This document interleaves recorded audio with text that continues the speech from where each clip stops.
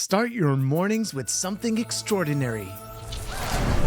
Introducing Monkey Werx Chimpurado, a delicious Mexican canela medium roast with irresistible notes of chocolate and cinnamon. Each cup transports you to the heart of Mexico, where the rich flavors of Mexican cinnamon meet the smoothness of medium roast coffee, kissed by a hint of chocolate. It's more than just coffee. It's a warm embrace, a moment of connection, and the perfect start to your day. Monkey Werx is Chimpurado for those who crave excellence in every sip. Available now at monkeywerx.com. All right, hey, welcome, folks. Going to be your sit rep. It's 11/13/2025. Coming to you live here from the Monkey Lounge in the great state of Texas. And so it is Carrier O'Clock. We said several sit reps ago that the Ford would be arriving somewhere between the 11th and the 15th. It is now in the Caribbean, and it is, as we would say, in there like swimwear. So we're going to pay close attention to that. We're going to get into some of the deets around it. We're going to look closer at the Caribbean, what flights are up, what's out there and about. And, you know, it's, I think, the next conflict on the horizon. To what degree will this conflict go? We'll wait and see. When does it kick off? If I was a betting man, given the fact that our House is voting next week on the release of Epstein files, and I think maybe that could be a timing of when maybe at the earliest some of this will kick off. I mean, it could come off sooner than that. When you have a carrier fleet down there, as well as a multitude of other assets in the region, you don't want to keep them flexed for long periods of time if you can avoid it. So I don't think it's too far off. I would guess between now and probably Thanksgiving, if I was a betting man. But we're going to look at all of that. We're going to get into a lot of the deets around it. So let's start off as as always, in Skyglass. Now, we are hovering over the Caribbean right now. We do have some flights down in the region that we'll talk about here. First and foremost, this is going to be a priority air transport. That's a PAT 139. You can see it looks like it's coming out of the USVI. Looks like it popped into Puerto Rico down to USVI and now it's headed back stateside. And then, of course, I've got the Netherlands here that look to be taking off out of the area as well. Very close. Let's see. Carousel, I think, is where that's coming out of. But that is a SAM flight, so special air mission. I believe that's what that would be referencing.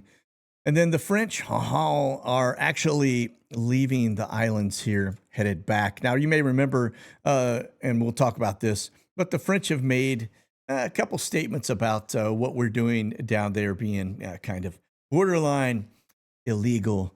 But the DOJ has come in and said it's not illegal, and our troops have every right because we're taking on the cartels. But one of the big things that just to kind of keep in mind is the fact that when you start hearing countries like the UK, Colombia, France, just follow the money, right? Because when you're fighting evil and people are standing up for evil, that's a pretty big red flag that we ought to all be paying close attention to. Now, getting over the United States, let me back it up a little bit and just get a top down. You'll notice the ISR activity is absolutely lightened up. That it doesn't mean that it's not out there, just means we're not seeing it right now. There is a nuke sniffer that's actually airborne headed down towards the southeast. How far down does it go? Where does it land? Does it land? Does it go out here into the Caribbean and come back? That kind of will give us an idea of what the concerns are and where they may be looking, okay? And then, of course, we'll look at all of those assets as well, the C-135 in terms of the R-135, signal intelligence, et cetera. But the C-135 right now looks to be airborne headed southeast. All right. Total count 242, and I've stripped out probably 150 plus trainers from the equation. Okay. So let's kind of peel it back a bit.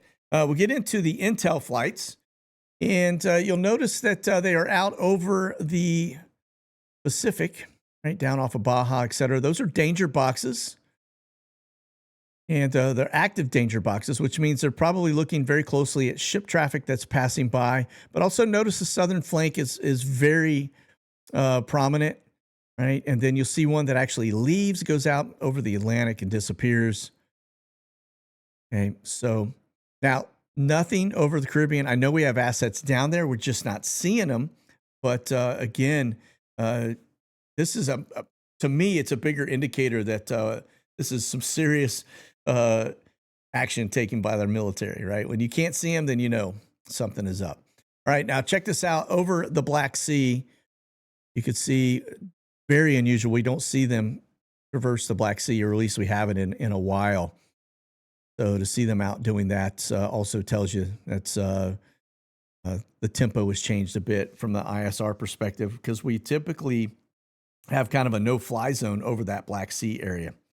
Okay, now look at the drones, and you notice some transitions across the U.S. into what looks to be kind of D.C., and then another flight going into, it looks to be Dayton, Ohio. Again, Q4, high altitude asset into Dayton.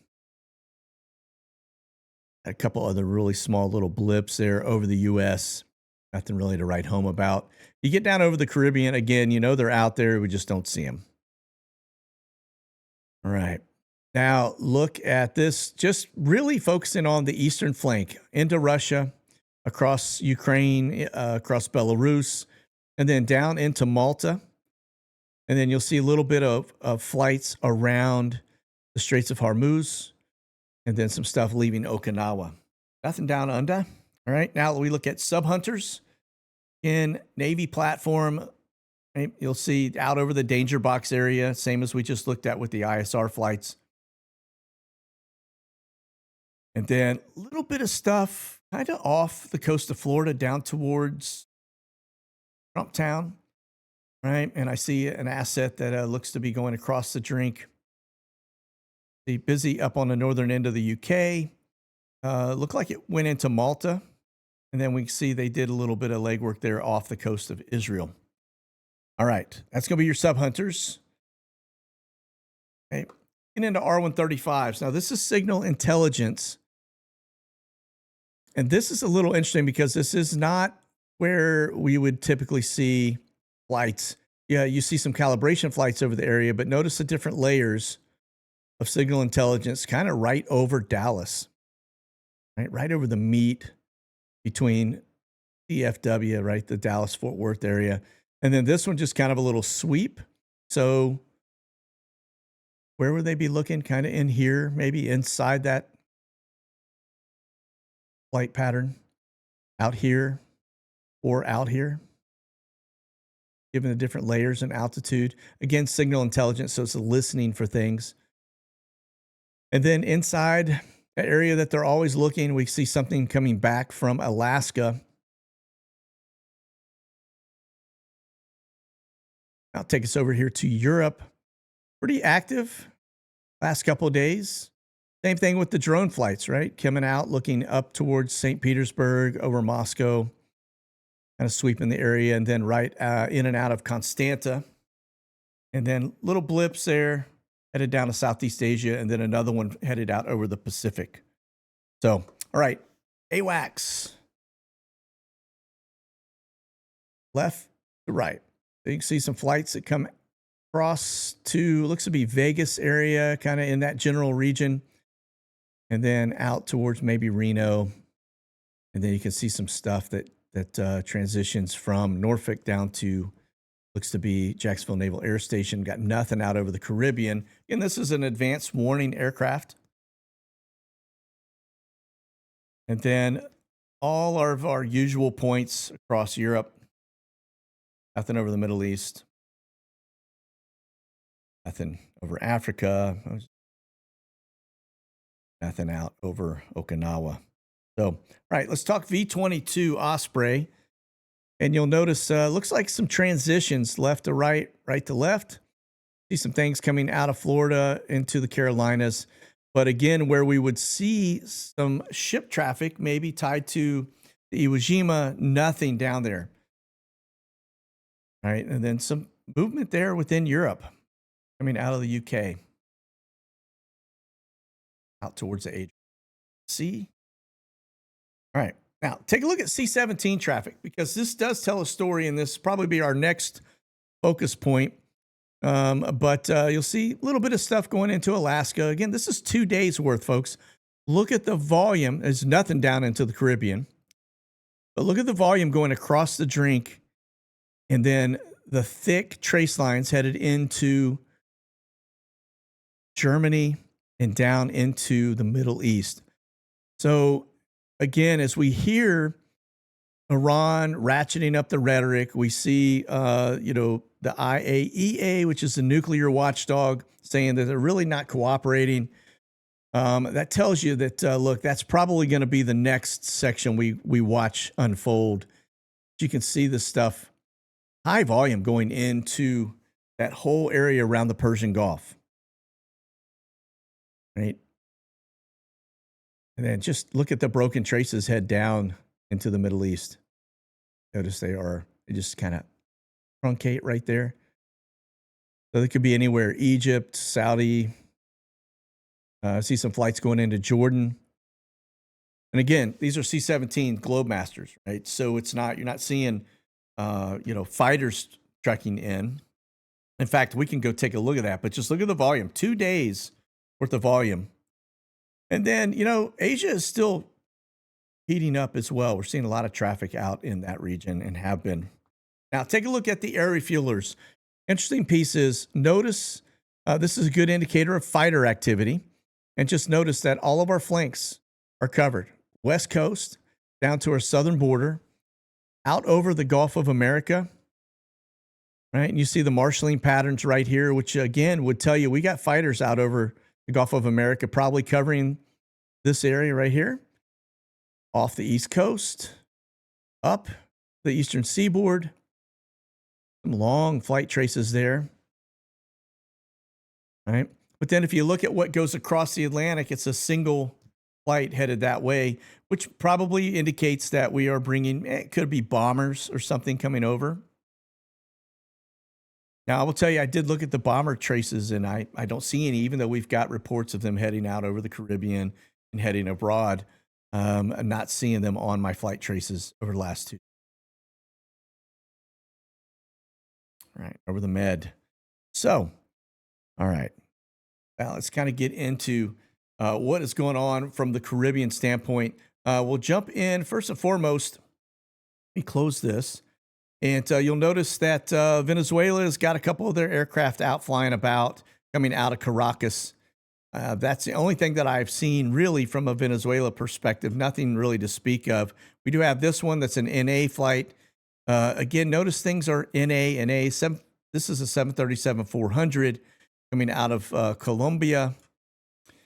And right, you have, again, this. Let me take you back over to Sky Glass, and we'll just kind of bounce down there. You do see the C2s right here. Think of those as being something along the lines of FedEx, okay? This is how they get mail and things like that back and forth from the carriers. And so more than likely coming out of USVI, taking stuff out to the aircraft carrier that is out here. Okay. Back over to this. So you see the rawhide stuff inbound. Now, this is a pretty short flight trace. So that means they could be out here. Kind of interesting, because these do land on aircraft carriers. Back away from that. And then this, again, is the French leaving Martinique. All right, we look at roll call. You'll see not too much going on today. It looks like Trump and the First Lady are actually doing some executive order signings. Don't see her accompany him very often doing that, so it's probably something that she's going to be involved in.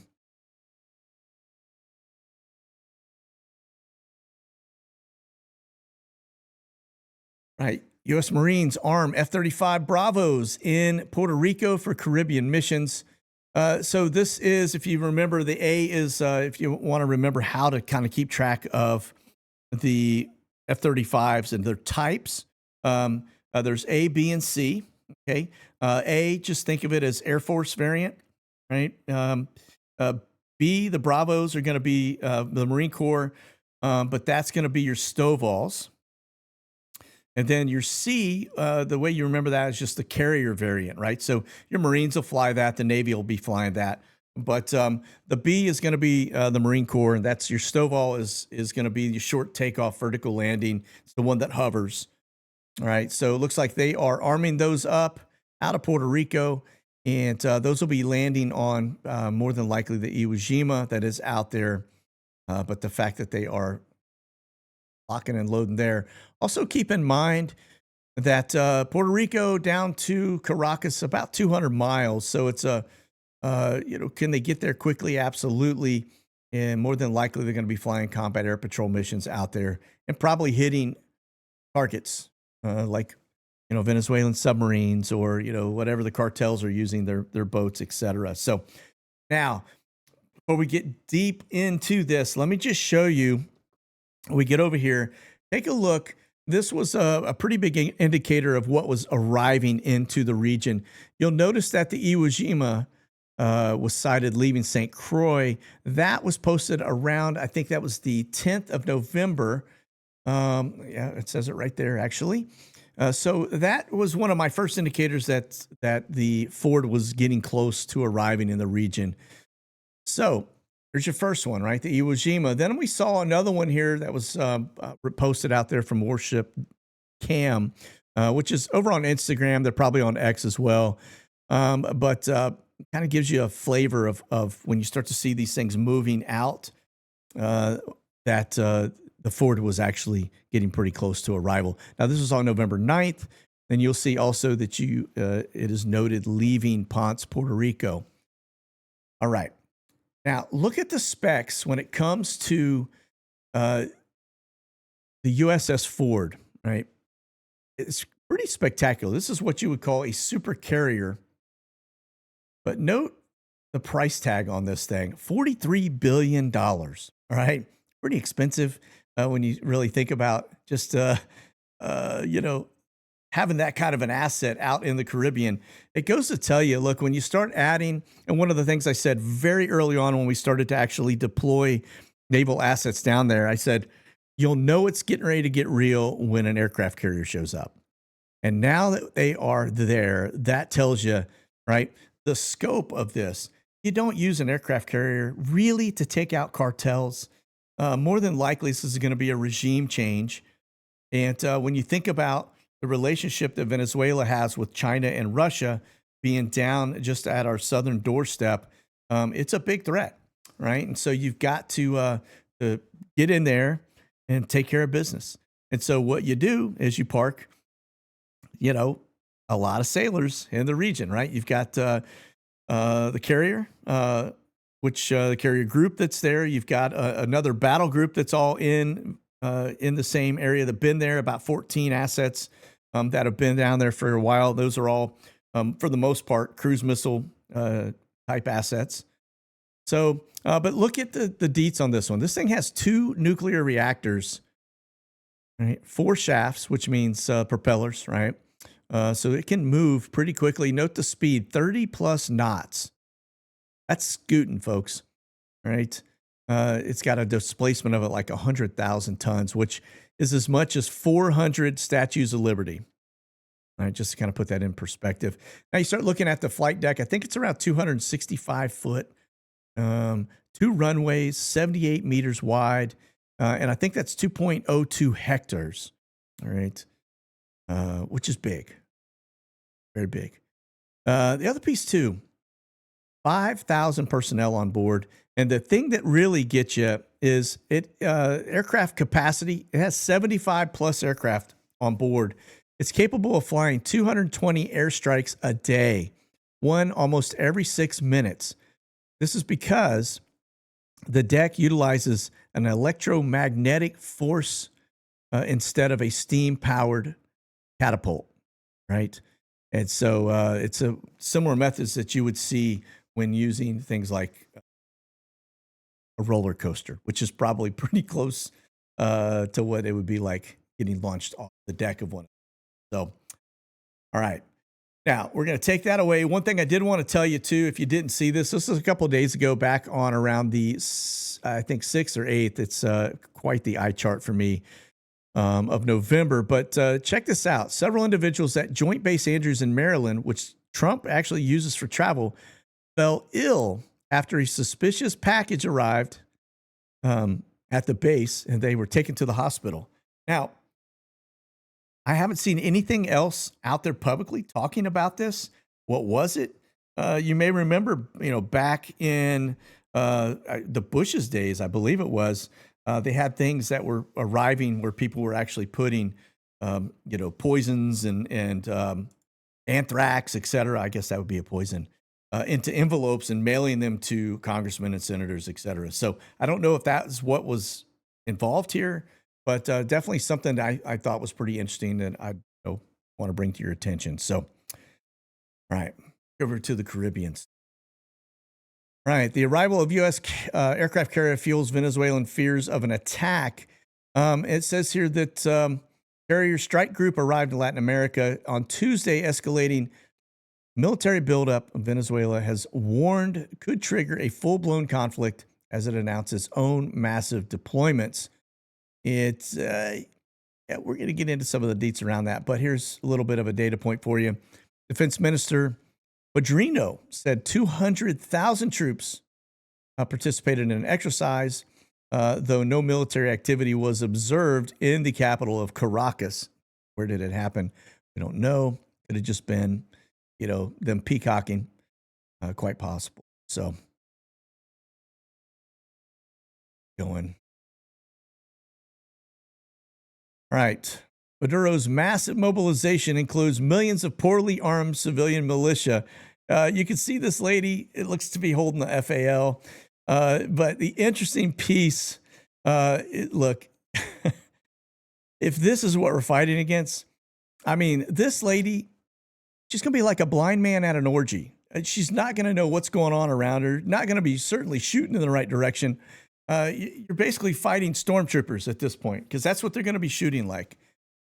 If you've ever fired a 7.62 round out of something like this weapon, it has very little give. You feel it throughout your body.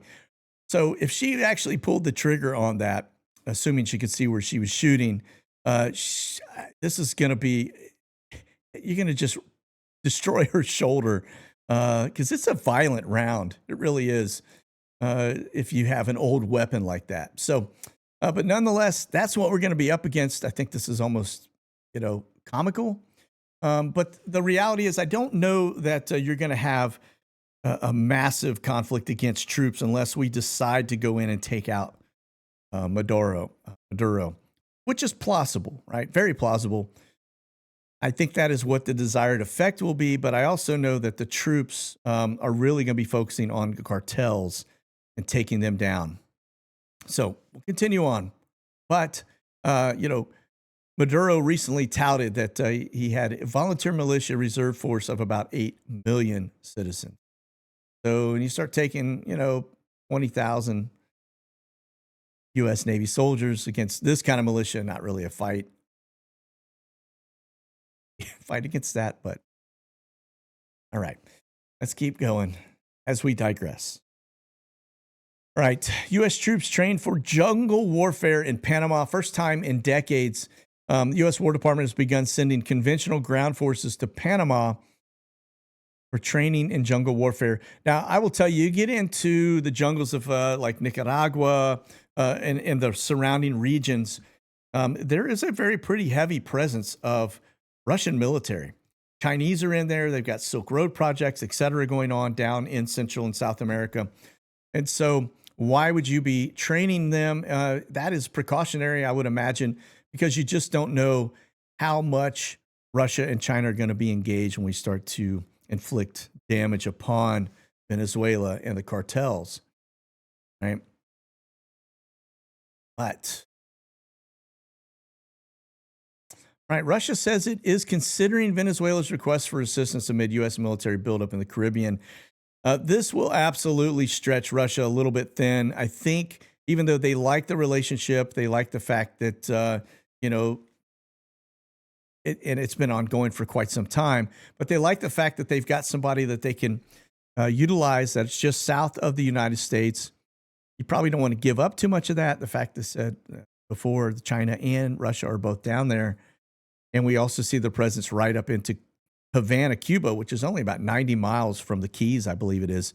So this is something we'll have to keep a close eye on, because if Russia starts to provide them with stuff, it could prolong our efforts to take down the cartel and as well as Maduro. So now, the other week we talked about an IL-76 aircraft, Russian aircraft that arrived down there that had given what looked to be some air defense system assets. So we'll pay close attention to that, because that is certainly going to make things a little more difficult for us. But of course, that'll be the first thing that we take out. Right? Anytime you're getting ready to go to war against a country or even the cartels, you're going to knock out comms, you're going to knock out power, and you're going to take out all of the things like SAM sites, et cetera, so that your aircraft can have air dominance rapidly. Okay. Now, again, I mentioned when you start to see these countries taking positions that are kind of on the side of evil, makes you start to realize that what is really at play here, what has the potential of being exposed. UK stopped sharing some intel with U.S. over Trump's drug boat strikes in the Caribbean. And of course, there's been kind of a riff here with us in the UK. I don't understand it, but we saw some things where people were resigning from the BBC, et cetera, because of, I think, Trump. So, just eyes on this one. Right? I think this could be an interesting dynamic when they start cooperating. Right? And the same thing goes over here with Colombia as they halt intelligence sharing with the U.S. Do we need them? Not really. But, I mean, believe me, we've got plenty of stuff parked over this area, and as well as assets on ground, right? Forward observers that are absolutely providing a lot of intel. Do we like cooperation with them? Yeah, absolutely. But this is just, again, these guys I think are dirty, right? As Venezuelans, okay? All right. Now, I just showed you the French flight that was leaving the region. Notice here it says that France says it is worried about U.S. military operations in the Caribbean because they are violating international law. Then, of course, we talked about this one. Pedrino Lopez says that 200,000 soldiers have been deployed to confront threats from the U.S. And then Maduro, this is all within 2 days, about the time the carrier fleet arrived. He raises a military alert in Venezuela and amid escalations with the United States. Right. Now, we're looking for some type of NOTAM to be posted out here. But recognize that if the United States throws danger boxes or any type of a NOTAM over the Caribbean, that's going to be a pretty good indicator that things are imminent. They may not want to broadcast that, but at the same time, you do have a lot of commercial flight traffic that is headed down into South America, out of Miami, out of further up on the East Coast and other countries as well. So it'll be interesting to see if that indeed pops. May not. All right. The other piece, too, is you'll notice that Trump's TFR box is getting quite large. Last time I saw a box this big had to do with Biden, right? Flashbang. His boxes were always big because they needed more time to react should something enter an airspace. This also could just be a bigger box given the fact that the FAA is kind of stretched thin. They need more time to react. So I wouldn't read, or I'm not reading too much into that. Looks like he's headed down there for a couple of days around the 14th to the 16th, and then he's going to be bugging back out. Danger boxes continue up the East Coast and the West Coast. Right? And then we back up. I don't see anything else catches my eye that looks out of the ordinary from what we typically see. All right, now look at the marine traffic. Let me hit a quick refresh.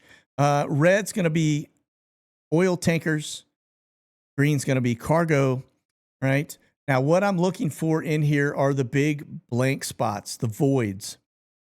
The reason for that is because the Navy is going to have their own type of, framework around their assets, where you're not going to see oil tankers and cargo vessels, even fishing vessels, getting anywhere close to their assets, right? So when you see the big dark areas where there's nothing around, and here, right, you can see the flows. Like if you back up, you can see where things normally flow across here, right? Like here, you can see the flows, okay? But when you see the big gaps here, around here, in here, right? More than likely, that's going to be where a lot of our naval assets are located, right? All right. Well, just stay on it, folks. I'm telling you, this is going to be very dynamic when it happens. What actually takes place, I don't really know. Will it just be, going straight after the cartels? Is it going to expand into Maduro regime overthrow? Time will tell. I don't think it's far off. And of course, as always, watching the Middle East, there seems to be a continued stack up of assets in that region that would indicate that things are also kind of on the near horizon for something popping off. So, all right, you guys be safe out there. Keep that powder dry. Stay frosty. God bless. Monkey out.